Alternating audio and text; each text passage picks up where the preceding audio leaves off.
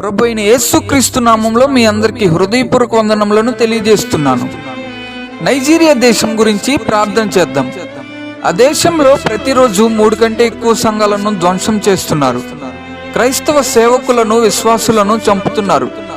దీనిని గురించి వివరంగా పరిశీలించినట్లయితే 2009వ సంవత్సరం జులై మాసంలో ప్రారంభమైన బోకో హరాం అనే తిరుగుబాటు నుండి ఈ సంవత్సరం సెప్టెంబర్ వరకు ఇంచుమించు 19,100 సంఘాలను దోచుకోవడం, బలవంతంగా మూసివేయడం, ధ్వంసం చేయడం జరిగింది.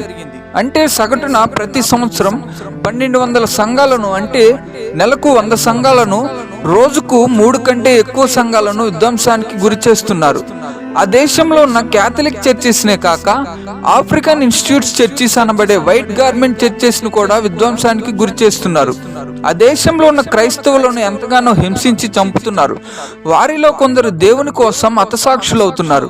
నైజీరియా దేశంలో జరుగుతున్న ఈ హింసాకాండను గురించి ప్రార్థించాల్సిన అవసరత మనందరిపై ఉంది.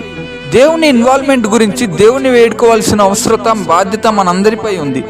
Please pray for Nigeria.